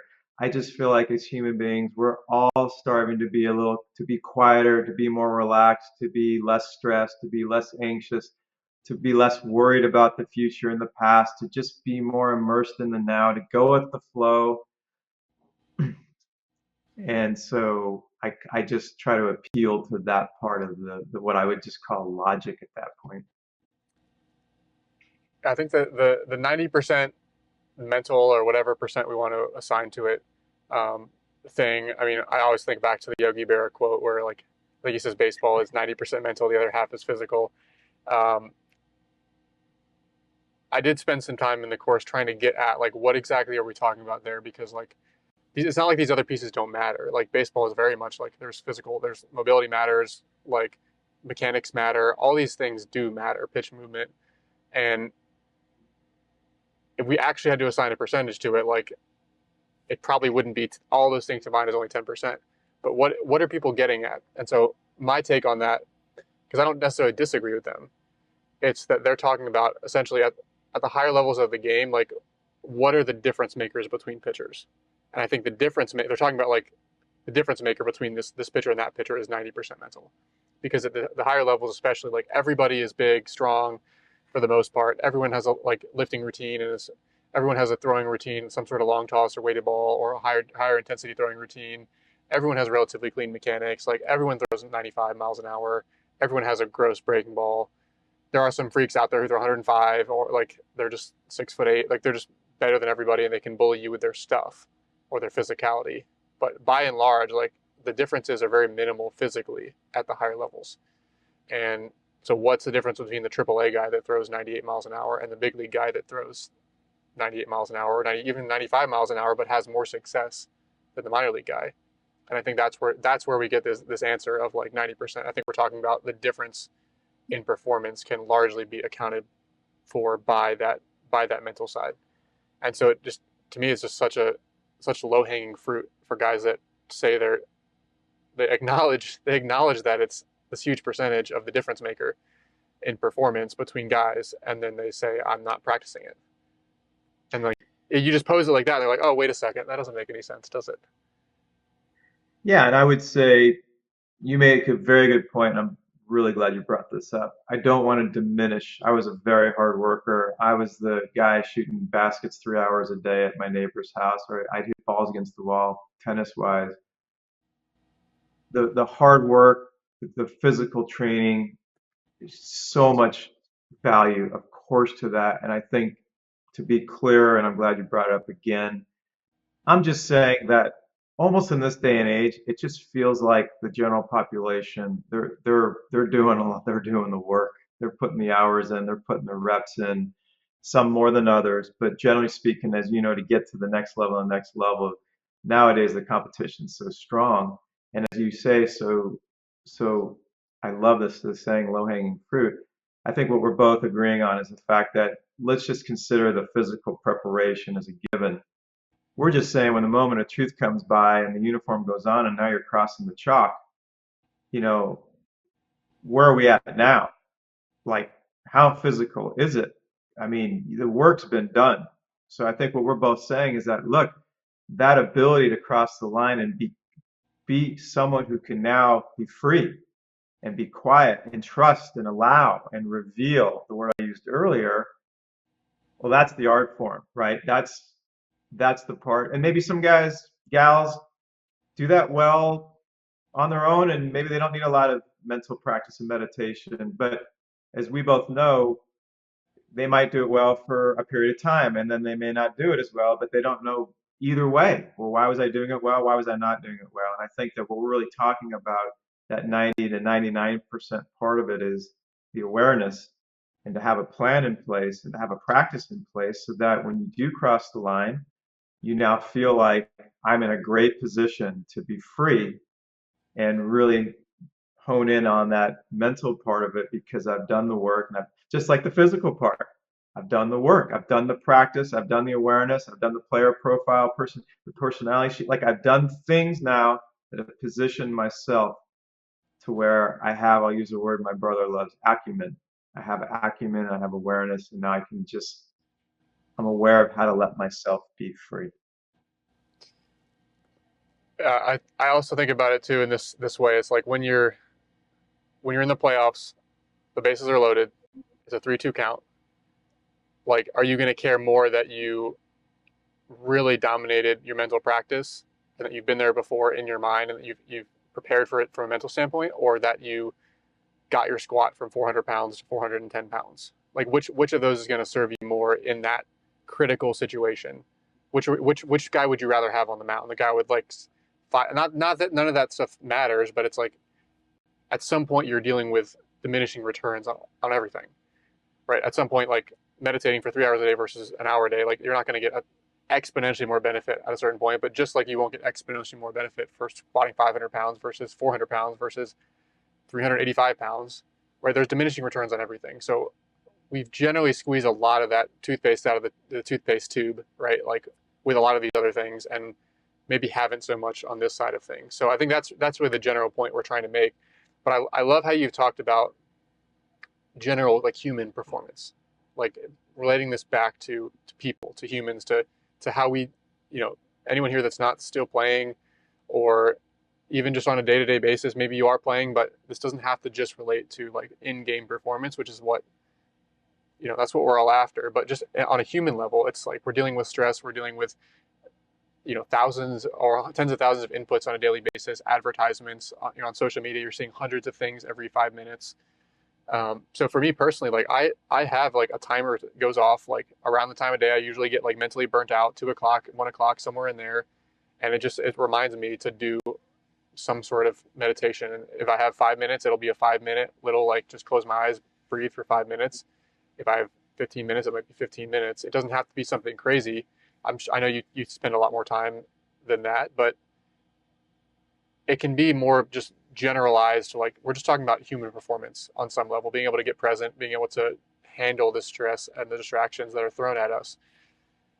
And so the way that we've laid out the curriculum, and I know we can kind of go back and forth on how you do it, but we started with like the general building blocks of like, this is just like human mental health, mental performance, some guided breathing, like here's how to breathe, here's how to do basic like guided meditations, body scans, like just being aware of your body, aware of your breath, getting present. That's very general. That's like, that can apply to anybody watching this, whether you're a MLB pitcher or not. And then we started to ramp it up into more sports specific type meditation. So once we get those basic building blocks, like now let's get into some of the sports specific visualization and imagery, where you're literally like, you're taking this breathing, you're taking all these anchors, you're imagining yourself in a stadium, you're imagining yourself on the mound, you're going through simulated innings, you're literally throwing an inning in your mind, you're imagining yourself in different game situations where you're having to coming out of the bullpen, work your way out of a jam. So we basically tried to figure out how do we create a progression from like general human performance and mental health to bottom of the ninth inning, full count, bases loaded, like game on the line, maximum like stressful situation, and gradually ramp guys up over the course of a month to expose them to all those different types of mental training. As far as the question would be, what does it look like from our point of view, like sort of that systematic How do you think about like the progression? So do you just kind of have guys like dive right into to all the different types of techniques and tools, or will you kind of start very simple, how to breathe, counting the breath, and then how do you start to integrate those more advanced type techniques? Yeah, man, this is such a good question. This has come up before, and I'm torn. But by the way, I'm going to get to this question in a second. I want to say one thing about diminishing returns. I think it totally applies in life. I think just about everything you can think of. I wanted to say one thing about meditation regarding that, because I think it's really important. I have found I've had meditation sessions where, not always, but if I'm in the right state, the longer I'm in there, the deeper I've gotten. And I just want people to realize that meditation is so unique because of, we talked about the zone state is always there, that it's so unique in that you can actually spend time and you can be there longer. And yeah, some people, if you're there for a while, then you start thinking about, maybe you start stressed out, you have things to do. But if you have the time, whether you have the time or not, if you just allow yourself to be there, the meditation can actually get deeper and broader and richer the longer you're in there. And I found it interesting because my brother's a CP. I'm highly aware of the law of diminishing returns concept. And I know it applies to so many things in life. But anyway, I just wanted to make a quick point about that. Um, your question, Ben, is so interesting because I have always come from the point of view where if I can just get them into a space where they're quiet and free and flowing, I feel like that supersedes everything, right? Now we have to also be realistic. Maybe we're dealing with someone that's got a lot going on negative, or they're in a rough place, or they're in a slump, right? They have a lot of like, and so that's where I find that it you can start to play with this idea of like both the meditation and then sort of what you called, it's in OCD they call it exposure therapy, which is really powerful. Um, Another term for it is systematic desensitization, right? Where you start putting people progressively in situations and sort of let them wean off of it. So my answer would be this. I've personally focused more on just where do I want them to be or where do they want to be really. And maybe sometimes it's a little unrealistic and a lot's going on, but I still want to kind of clean house. I want to get to the roots of the tree. I want to really get a foundation built through these principles and this practice. Um, but let's face it, there are times where it's very helpful. I know I spoke at the ABCA show in 2000 and whatever 3, and it was actually critical the night before we got down there in San Diego. I walked into the ballroom, and it was one of my first ABCA shows. I hadn't been there in a long time, and I couldn't believe how big it was. And if I had gone out the next day and spoke without having done that, I think it would have been a lot more challenging. And so I feel like that, in a way, was exposure therapy. It was desensitization. And so, just to put this in a bow, I would say that I still kind of want players and people to get to a point of where we want to be first. But I love what you said because there are times where it can be very valuable to do exposure. How about this? A player just got called up to the big leagues for the first time, and they know what Oakland looks like in the stadium. Or they can get nowadays Google Map it. The night before, I might say to them, "Hey, go get on the mound right now. Go get used to it now." Um, so it'd be a very simple analogy or example of what you said. So in a nutshell, Ben, it's tricky because someone else that maybe with a more science background, someone else might say, well, look, there's definite research on like how to do it. I don't know the exact way to do it, but I would just do it sort of as you said. I would just sort of simply start to introduce small pieces and small pieces until hopefully they can really just desensitize themselves to the whole situation. One of the interesting things that we learned, myself, but then some of our team who helped with researching and putting together the outline for the course, um, is that with certain types of meditation, but specifically visualization, it actually triggers the same exact circuitry in doing the visualization as in doing the actual physical skill itself. So you can go and you can actually pitch, or you can visualize and do an intense visualization session of yourself pitching, and it's going to actually trigger the exact same neural circuitry. Now, what's interesting is you can't just visualize. Like there has to, turns out that that alone doesn't work. You can't just like only do mental training and then just like never actually practice the skill itself. But if you practice the skill itself and you layer the visualization, the mental piece on top of it, that's where the research is showing there's that additional benefit. You can acquire these skills faster. Maybe you're trying to learn a new pitch or add in a new leg lift. You can really get additional mental reps. It's a real thing, but you need to practice the skill itself on top of it. So there's this additive effect to doing it on top of your actual daily practice. And we know there's a limit to how many throws you can make on a daily basis, right? You're not going to be throwing 100 pitch bullpens every day. Right? Hitters can take way more reps on a daily basis than pitchers. So recognizing that, recognizing especially how much downtime pitchers typically have, like how much time are you out shagging BP every day? I mean, in pro ball, it's like an hour and a half a day that you're just doing nothing. You're standing out there in the Arizona sun. Like you could be doing anything that would be more productive than just tiring yourself out standing in the sun all day. So I view that very much as like just from a practical standpoint, like can we get extra reps here without beating up our body on our arm? And the science would suggest like yes, you can. So I think that was really eye opening for me. But then the other piece that we tried to figure out with the curriculum, which I know you'll appreciate this because you talk about how the actual skill itself is your meditation. Like meditation is always happening, and ultimately that's what you're trying to get to.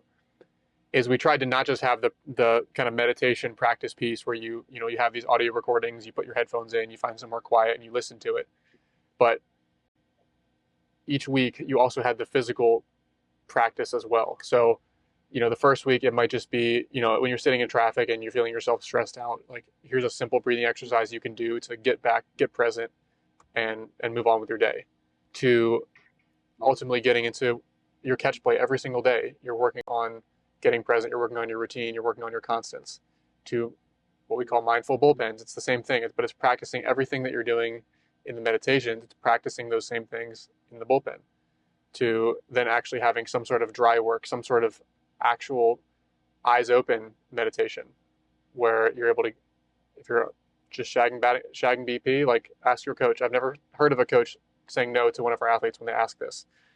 Hey coach, can I spend 5 to 10 minutes a day during BP, go over to the bullpen mound and do 5 to 10 minutes of dry work or more like mental visualization stuff on the mound. Go through my routine, practice coming set, practice getting the sign, practice throwing a pitch, arm fake, like not doesn't have to be full delivery, and just work through an inning where I work on my process. Never heard of a coach giving a guy a hard time for asking that. So we tried to figure out how to have an actual physical practice progression on top of the mental practice progression so that we could bridge that gap better. Is it perfect? I don't know, but it's something that really helped me through my career, and I think we can continually refine that over time as we just continue to learn more. But I think it gives people a much better chance of that transfer happening if they also have a physical practice they're doing every day as well, on top of purely the mental side. So I'm curious your thoughts on that as far as like how to bridge. Do you think it just like automatically will transfer for a lot of guys if they start doing 30 minutes, 20 minutes of meditations? Or do you have some sort of strategy to make sure they're trying to work on that in their everyday practice too? Yeah. Well, first of all, disclaimer: if you're in traffic, you better pay good attention to the road. um, I would say, look, I've said this a number of times. The visualization should be taught in in school from a very young age, just like breathing and meditation should be. It is so powerful. I have not done a ton of research on it. What little I've done, everything points toward life altering, life changing benefits. Let me say that again, life changing benefits, and it's free. Um, Again, it goes back into that maybe intangible idea, like I go and lift today, or I throw, I'm at 240 feet today, and then tomorrow I'm at 260 feet. Right? It's measurable. I've done a lot of visualization in my life. First of all, one of the reasons why is like meditation, when I've seen the value of it, that is profound, it's cool. it's fun. It's interesting to me. It's fascinating and it's helpful. So I think it's getting over that hump again about it being a training, a form of training that's, you know, intangible at first sight. Um, but I feel like, as you said, the combination of both is extremely powerful. But I would challenge anybody to try 5 minutes before they go to bed tonight. Just pick one thing like fastball away or an 8 foot putt and just do it over and over again with perfect feel and perfect mechanics and perfect outcome. And then go do it the next day. I don't want to sound like an infomercial, but I can almost guarantee you there will be a noticeable effect. So yes, yes, yes. I think visualization is incredibly powerful. As you mentioned, the research is, that's the other thing. The research, like meditation's been done. And that's part of my frustration with why this is not integrated with, because these young kids in elementary school, nursery school, whenever you start integrating simple things in their formative years about breathing and awareness and being quiet and visualizing, it's like learning a language or a musical instrument at a young age. It is absolutely life changing. So um, I think your point is sort of like the combination. We need them both. But I would still say this. I can throw in my mind with some training 20 out of 20 perfect changeups on the outer third away from a lefty as a right-hander. Um, I can throw it with the perfect visual, the perfect line, the perfect movement, and the perfect landing point 30 out of 30 times, meaning whether it's the neural pathways or however the circuitry is working, I'm grooving the muscle memory, so to speak, um, 30 out of 30 times. So it's almost like my brain is now defaulting. It's almost like it's magnetizing, pulling, which is why when you're in the zone, you can feel yourself. It's happening unconsciously. If I throw my best bullpen in the ever of my life, if I threw 30 changeups, if I threw 8 to 10 that would hit that spot perfectly, that'd probably be about as well as I can do it. Now, if I'm in a good state, I might have 8 or 10 in the ballpark. I might have 8 or 10 that are not so in the ballpark. And I call that mixed muscle memory. So out of 30 pitches, I've just trained my body to have 20 what I would call mixed messages. Where in my mind, now you need both, as you said, but in my mind, I can reinforce 30 out of 30, so to speak. Where my best bullpen, I'm really reinforcing 10 out of those 30 well, and then the other 20 might again be mixed messages. So I just feel like one day it's going to happen, just like with meditation. It's starting to happen already, but one day it's going to come out, and visualization and meditation, of course, are just going to be like science and math and English in school. And I hope that day comes sooner than later because I feel like from a mental health perspective alone, um, it would radically transform our world if we did this across the board for these kids at a young age. So obviously you gave me a question that was a layup, but it's a very profound topic and it's something that I wish that people not only took more advantage of, I wish people talked about it more, and I wish people tried it more because if you tried it like meditation, I feel like someone wouldn't have to tell you to do it. Um, it's art. It's just an art form. So anyway, sorry for the long answer on visualization, but obviously I feel it's a very important topic. No, you're good. And last thing I want to add to that before we close out is this. You just reminded me of something. Is whenever I've had an athlete who they have something like really click in a bullpen, or we're trying to feel something, trying to figure something out, and like let's say it's a changeup, and they're throwing 5 or 6 bad ones, and then like they find it and it just like clicks. I don't typically like ending the bullpen on like 1 or 2 of those. Like if they find it, I try to give them some leeway to like chase that feeling a little bit longer. Like we might take that bullpen from 30 pitches to 40 pitches. If they just figured something out in the last couple pitches, I want them to feel it a few more times But then the other thing that I've said after that is like, let's go do like another 10, 15, 20 reps later today with that fresh in your mind of what that felt like. So you can almost like get additional reps and use that strategically right after you've had something click in, whether it was a pitch shape or the feel of the ball off your fingers, is that can be a really opportune time to try to reinforce what you just felt physically in the mental side. Versus like if you're just trying to create a pitch shape in your mind, but you've never actually felt how the ball is supposed to come off your fingers to create that shape, it can be very difficult and abstract to try to do that. It's feel, right? I mean, it's going back to the visualization is very, very powerful. But as you said earlier, physically, it's really important to feel it. Here's a cool concept too, though. The more you visualize and the more you get familiar with it and really can connect with it, the stronger the feelings get too. And someone could say, well, will it ever, can you ever replace physically doing it? You could say maybe that would be a stretch a bit. But I would say this, visualization goes from being a little bit more like visually an image in your mind to your body. And I'll give you one example I'll never forget. I took a player, this is 25 years ago, through a visualization.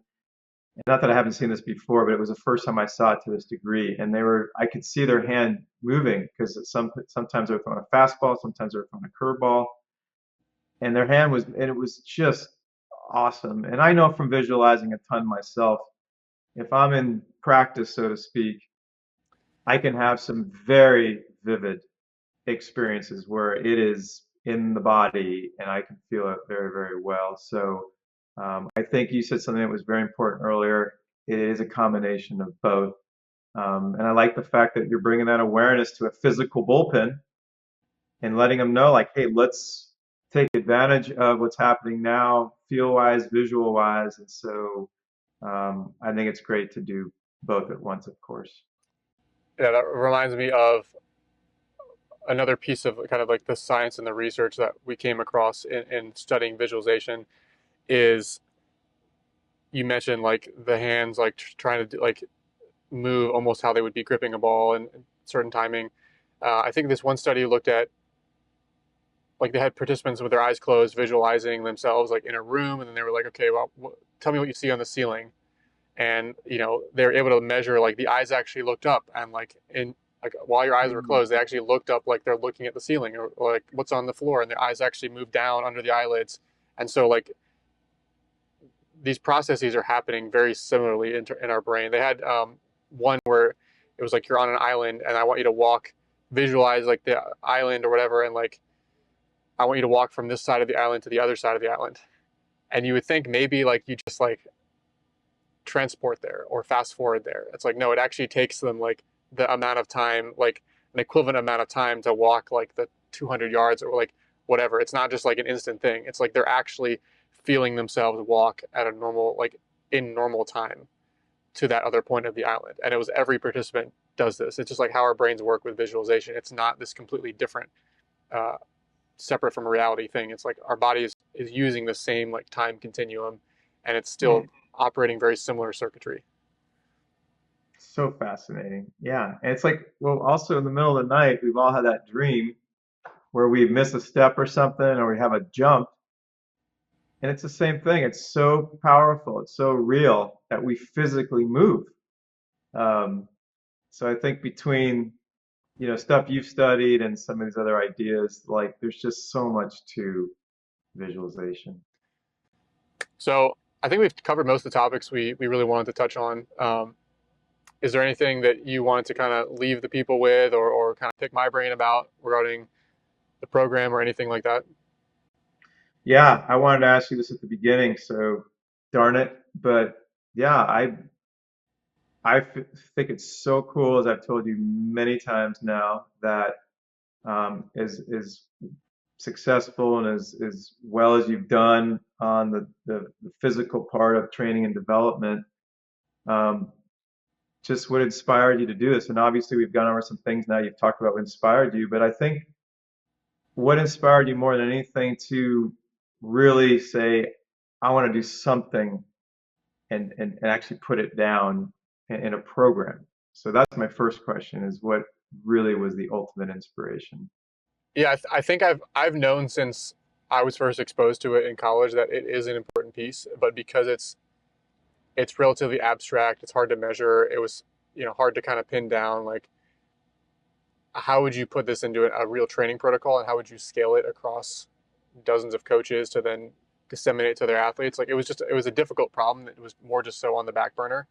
But I've always known that it's an important piece, and eventually it was just like, hey, it's been 7 years, 8 years of like training athletes here where we don't have anything formally in place, right? These are concepts that get talked about on one-on-one calls with our athletes, get talked about in text messages, get talked about in emails, but I knew we had to address it in a formal capacity at this point. We built the systems to really help guys improve their strength, improve velocity, arm health, like all these things that kind of take in priority when again they're super important.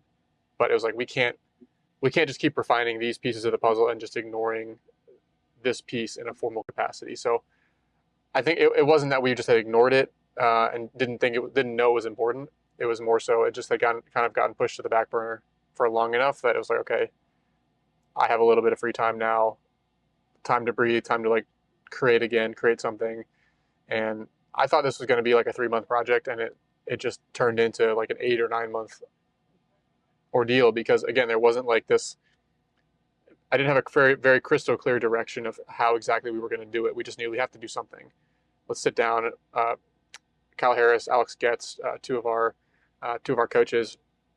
Um, we sat down and we tried to figure out like what does this even look like? How do we take all this information and like distill it down into something that like a parent of a 14-year-old could watch in a weekend or watch in like an afternoon? So that was the first challenge. There was a ton of research that went into the science behind what we were doing. We didn't want to just like arbitrarily come up with stuff. We wanted to have some science backing to what we were doing.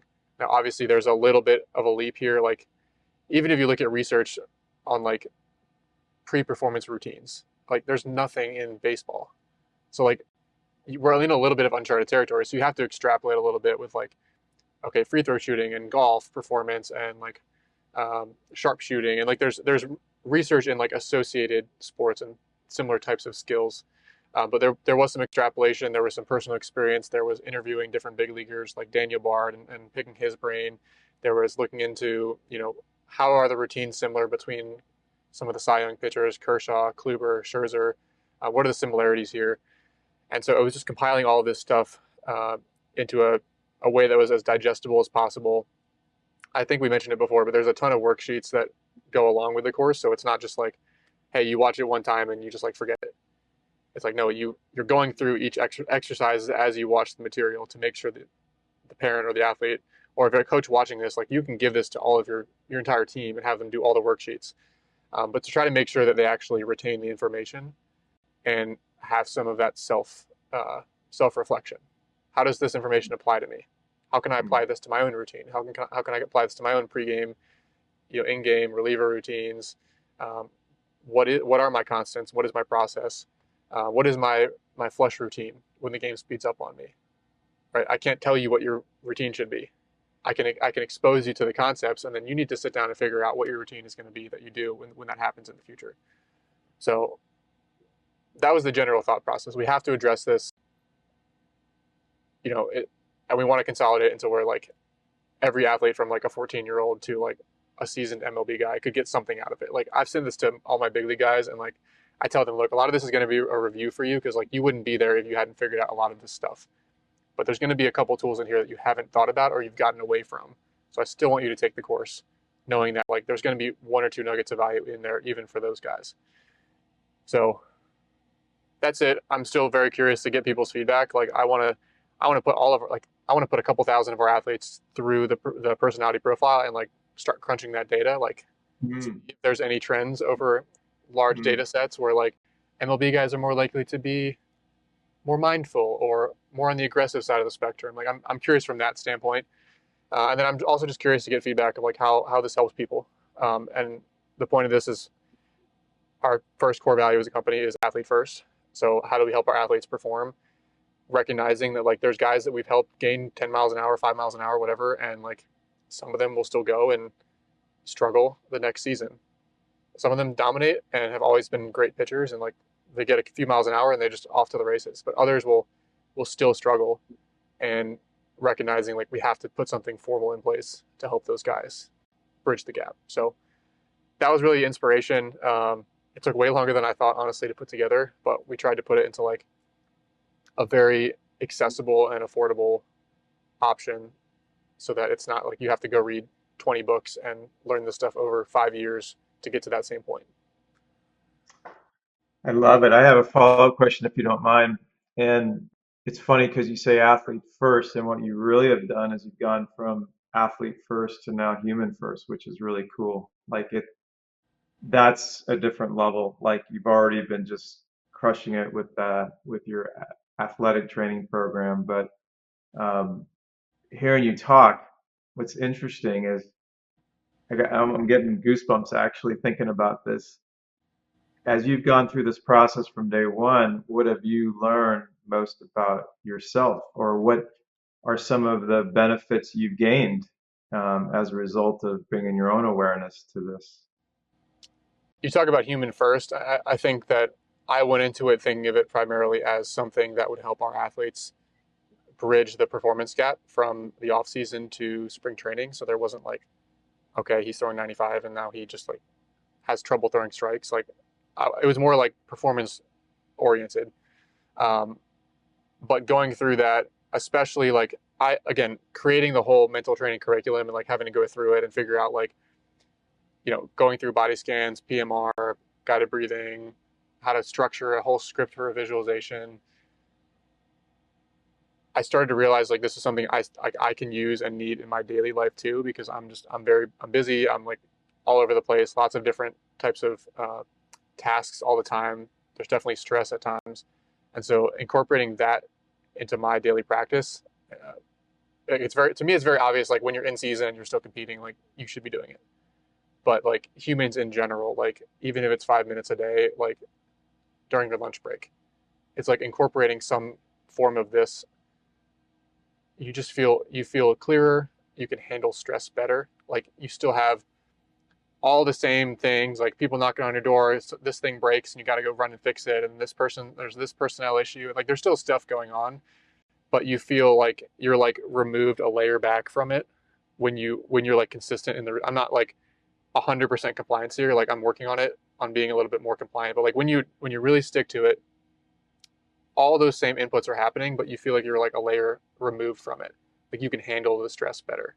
You can still like sleep well. Um, so I think that's the biggest thing for me is incorporating that. And I had to like set a alarm in my phone that like is like the label when it comes on is like do your meditation. Hmm. And I've experimented with different kinds. I like the body scan, or they're calling it NSDR, non-sleep deep rest, is another term that you come across now. But um, for like general purposes, I think that's been a good one. And then the other thing we talked about a couple weeks ago on a call was just like before going to bed, like you're already laying there, it's already quiet.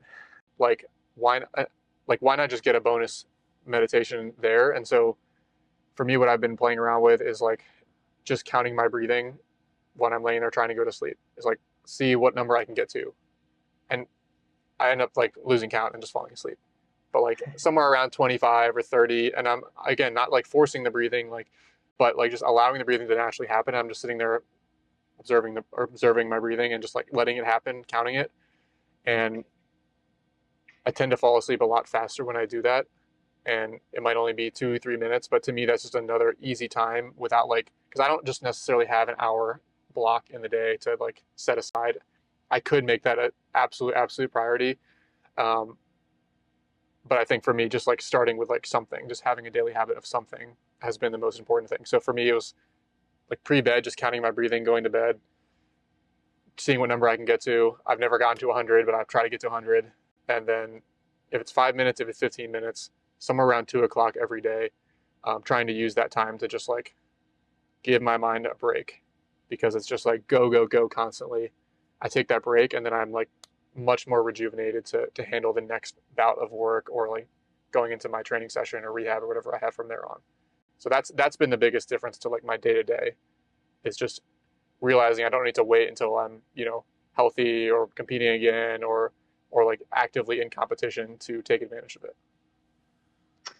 I love it. It's the word is continuity. Yeah, I could feel the continuity that you have and your awareness level. Like if I were to say for you, which sounds funny, like one of your benefits, certainly feels like you were way more aware, not only of a lot of principles you studied and researched to put out, but just your awareness through the day, whether it's before you go to bed, whether it's at 2 o'clock, whether it's a little bit of time in the morning. Like you're even during the day, I can sense that however busy you were before, if you're as busy now, you're probably going through the day with a lot different state, even in your busiest moments. There's that underlying theme, if you will, that you feel probably a lot more Yeah. connected And to. there's the tools that, if I really thought back, like I knew this, but I hadn't been really putting it into practice as much. Like Hmm. maybe once a week or a couple times a month, like something will the stress will definitely bubble up where like I can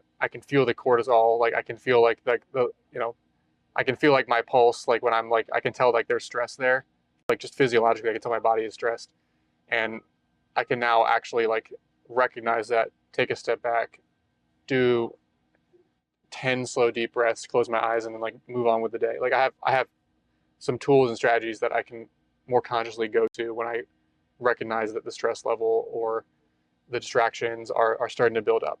So there's like almost like that the release or the flush, just like you would use in a game when the game starts to speed up on you and you start to feel like this game is getting away from me. Things are like the heart rate starts to increase. Well, that still happens in everyday life too at times to all of us. So it's like you have your own little red light routine as a human as well. Um, and that's something I got from Kyle Harris, who helped put this course together. Is he's been doing this for a lot longer in terms of like applying these tools to everyday life. To He's in a traffic jam, he's stressed out at home, like being able to use these same exact techniques outside of a game situation. Boy, as Dr. Shana Shapiro says, you become what you practice, and it just feels like you're becoming or you've become the practice and the awareness now.